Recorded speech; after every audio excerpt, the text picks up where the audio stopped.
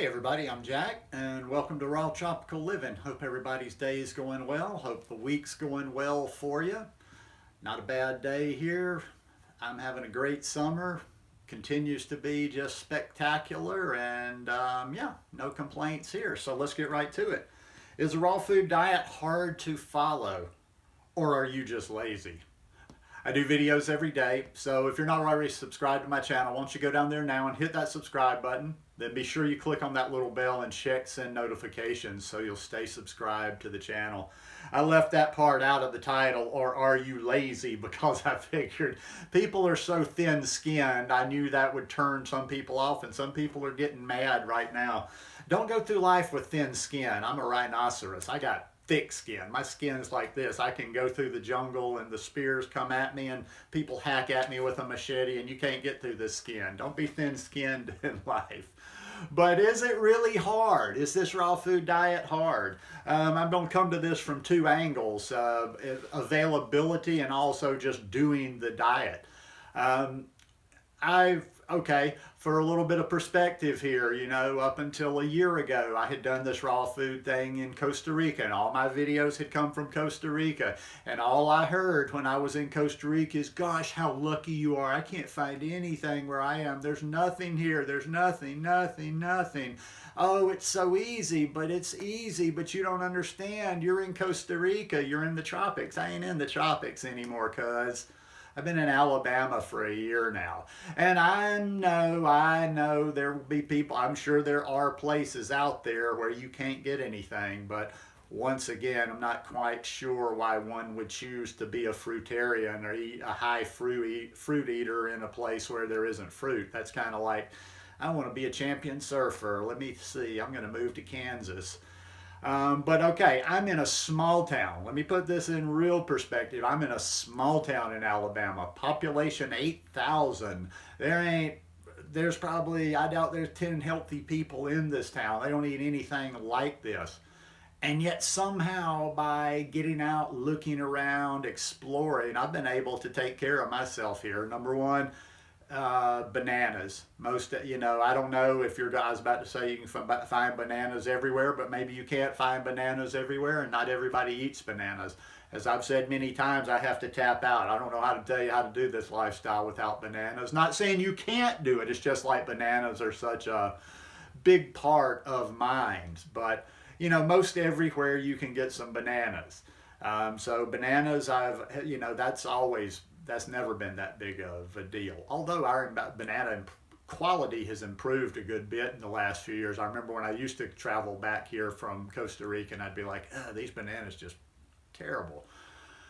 By looking around and trying different places and asking questions and joining local vegan groups and asking questions and, like I say, just searching and putting a little effort into it, I'm doing good. This year I've had juice all year.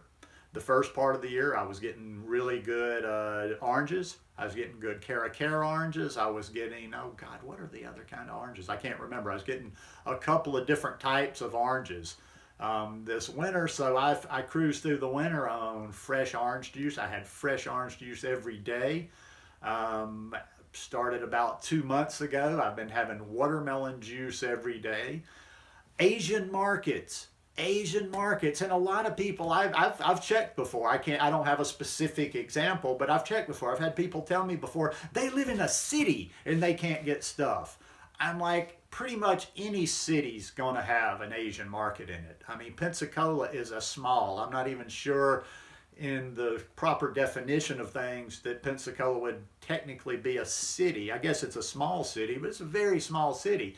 There's 3 Asian markets there. I have had outstanding mango. For the last 3 or 4 months, I have had perfect Atolfo mango. Before I started getting the Atolfos at the same place, I was getting Kent mangoes. So since last year at the Woodstock Fruit Festival, when I returned from the Woodstock Fruit Festival, I've pretty much had mangoes the whole time, year round. And so I'm getting good quality mangoes that you're usually, if you find that Asian market, Jackfruit, I can get jackfruit there all the time. I've gotten papayas. The papayas are a little bit more iffy, and they have stuff. They have stuff there. Now you're getting into pricier stuff. The mangoes are pretty reasonable. They've got mangosteen, but the Asian places tend to have a little bit more exotic. They tend to have a few more things. Costco, do what you got to do. Get frozen fruit, but you've got to get out and do a little work. I think that's what it is with a lot of people, and I know what that is for sure in a couple of cases, because people in this area, I've told people in this area that watched me before I came here, that watched me when I came back, I tell them where to get the mangoes, and yet they don't have mangoes. So if you're not willing to go out and search, well, then you can't really complain. It ain't gonna come to you. Ain't somebody gonna just come knock on your door and hey man, I got a truck of mangoes out here. Or, hey man, I got a truck of watermelon. Put a little effort into it. And the same thing I would say comes for the second part, the application of the diet. How hard are you really working to make this lifestyle work? Are you active, or are you just like hoping?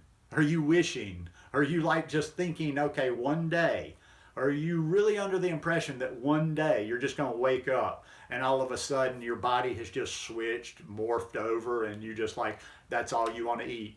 It's, you just feel like eating how the raw diet, how you see maybe me eat or somebody else, that you like the version of what they're doing.